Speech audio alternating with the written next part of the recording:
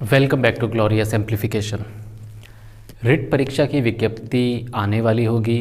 परीक्षा की तिथि 25 अप्रैल आ चुकी है और अब कुछ बातों का हमें ध्यान रखना है। मैं सिलसिलेवार ढंग से उन बातों को आपके सामने रख रहा हूँ। ये वो महत्वपूर्ण चीज़ें हैं जो आपकी तैयारी को एक दिशा भी देगी, साथ ही साथ आपको ये एहसास कराएगी कि आप सही दिशा में जा रहे हैं।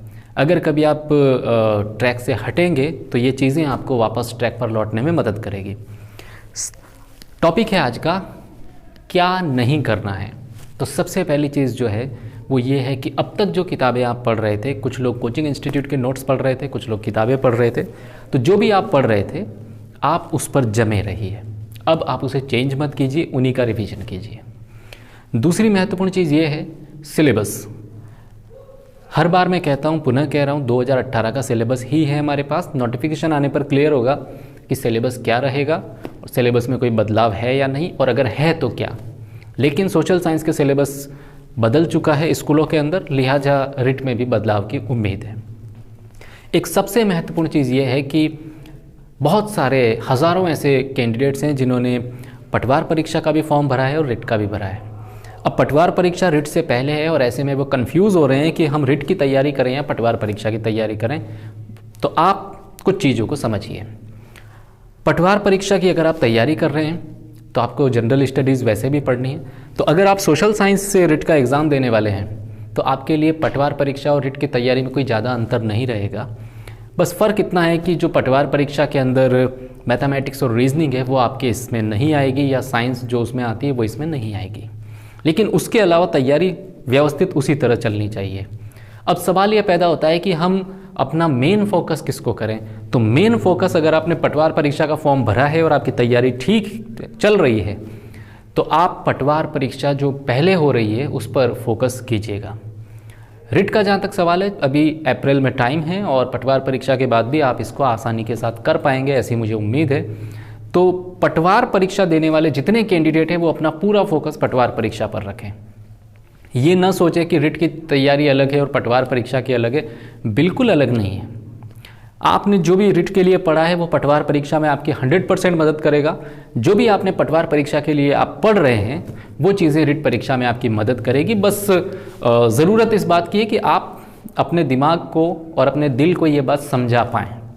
आपको ये समझना होगा और समझाना होगा अपने आप को कि दोनों में कोई विशेष अंतर नहीं है और एक दूसरे के लिए की जाने वाली तैयारी एक दूसरे की परीक्षा में मदद भी करेगी।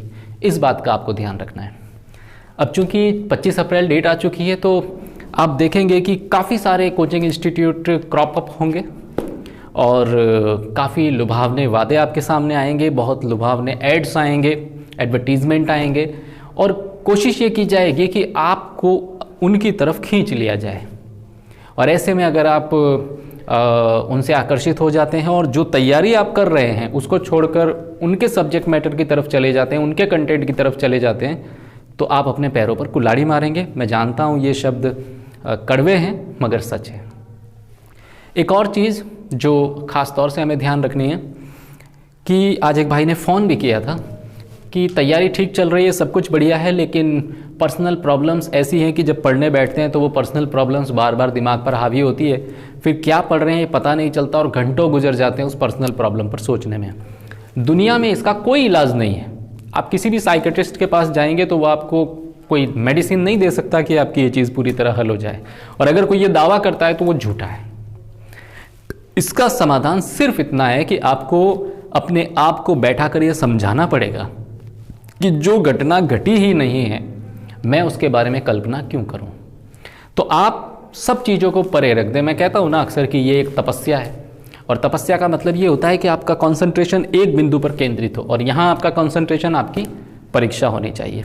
तो पूरी तरह से परीक्षा पर फोकस रखें। अगर इस तरह के विचार भी दिमाग में आते हैं तो आपको उन्हें झटके के साथ हटाना पड़ेगा। ये बहुत ज़रूरी है, ये आपको सीखना पड़ेगा, अदरवाइज़ आप डिस्टर्ब हो जाएंगे। इसलिए इससे आपको बचना लाजिमी है। ऐसी कोई समस्या नहीं है जिसका समाधान ना हो, और 99% हमारी जो समस्याएं होती है ना वो हम खुद इमेजिन कर लेते हैं। मान लो मेरा किसी के साथ झगड़ा हुआ है और अब सेटल हो गया, और अब मैं कल्पना कर रहा हूँ कि नहीं परसों फिर वो मेरे खिलाफ़ कोई मुकदमा करेगा, या हो सकता है मेरे फैमिली में किसी को नुकसान पहुँचाए। वो ऐसा कुछ नहीं कर रहा है, लेकिन आपने अपने ख्यालों की दुनिया में इसको इतना ज़्यादा वाइड कर दिया है, इतना ज़्यादा बढ़ा दिया है कि अब आपको सब चीज़ें वास्तविक लगने लगती है। और जब भी आप किताब पढ़ते हैं आपके दिमाग में थोड़ी सी वैसी कोई चीज़ आती है और फिर आप पूरी तरह से डिस्ट्रैक्ट हो जाते हैं। इसे कहते हैं डिस्ट्रैक्शन, और ये डिस्ट्रैक्शन स्टूडेंट्स के लिए घातक है, इससे भी आपको बचना है। एक और चीज़ जो आपको एक पूरी 24-25 अप्रैल जब भी परीक्षा हो रही तब तक मेंटेन करके रखनी है, वो ये है कि आप मीडिया और सोशल मीडिया के इन्फ्लुएंस से खुद को बचाएं। प्रश्न सॉल्व करने के चक्कर में लोग व्हाट्सएप से जुड़ जाते हैं, व्हाट्सएप ग्रुप से जुड़ जाते हैं, टेलीग्राम ग्रुप से जुड़ जाते हैं और फिर वहाँ आए हुए प्रश्नों को सॉल्व करते हैं। अब वहाँ 10 फर्जी प्रश्न आ गए हैं जिनको सॉल्व करने में आप 5 घंटे लगा रहे हैं, इधर उधर से रेफरेंस बुक्स ढूंढ रहे हैं, उससे आपका भला नहीं होने वाला है।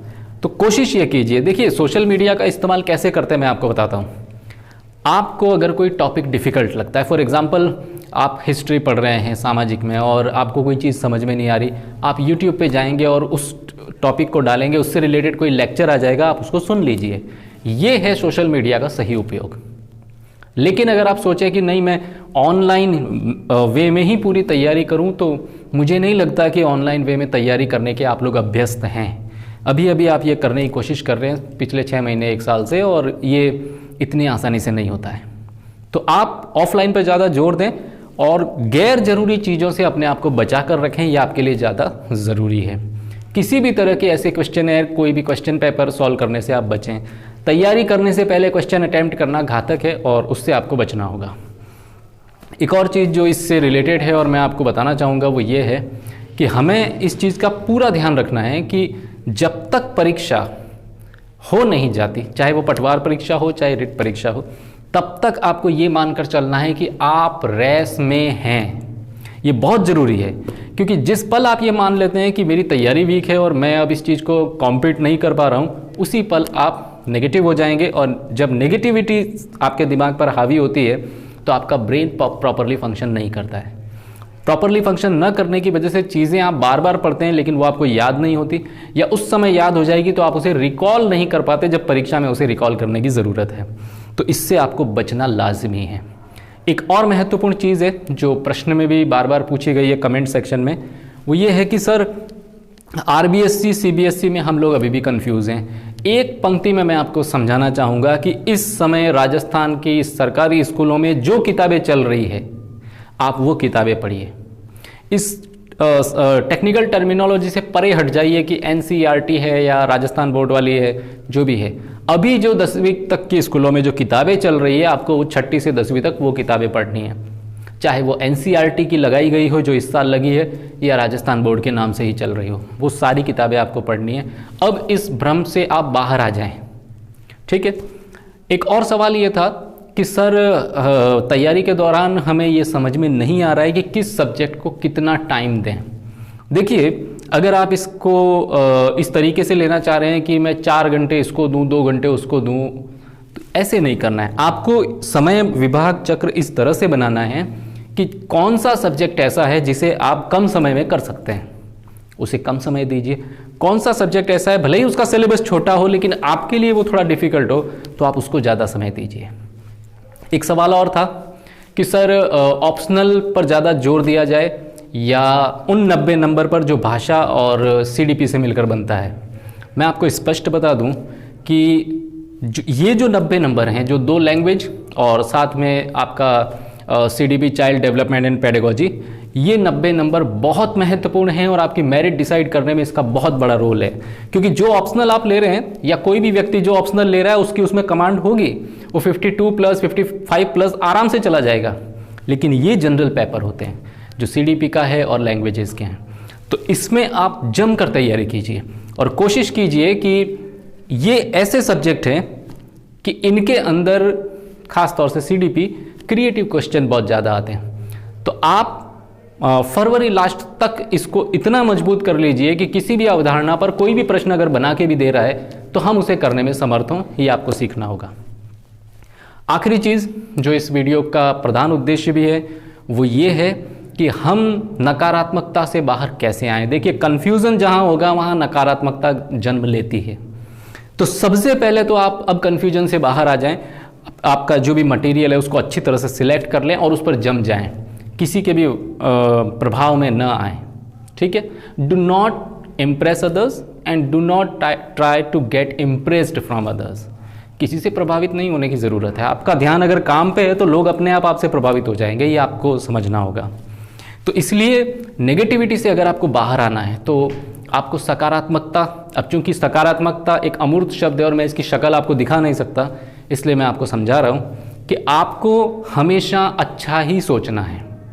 इसका ये मतलब नहीं है कि जनरली जो कहा जाता है we need to think on 2 parts, pros and cons, वो सही है अपनी जगह, लेकिन उसका ये अर्थ भी नहीं है कि आप नकारात्मक ही सोचें किसी चीज़ के बारे में। नकारात्मकता बहुत घातक है।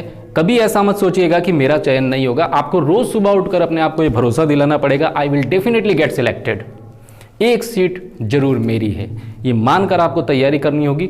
जब रोज़ आप अपने आप को ये एहसास दिलाएंगे, धीरे धीरे धीरे धीरे ये फीलिंग आपके पूरे वजूद के अंदर आ जाएगी और उसके बाद आप ऑटोमेटिकली सकारात्मक सोचने लगेंगे। आपकी मेंटालिटी सकारात्मक होगी तो आपके आंसर्स भी सकारात्मक होते जाएंगे। जो ऑप्शन आते हैं उसमें चुनने के आपके जो तरीका है वो भी सुधर जाएगा और आपके अच्छे मार्क्स आने की पूरी उम्मीद है। इस वीडियो में इतना ही, मिलते हैं फिर किसी वीडियो में। जय हिंद।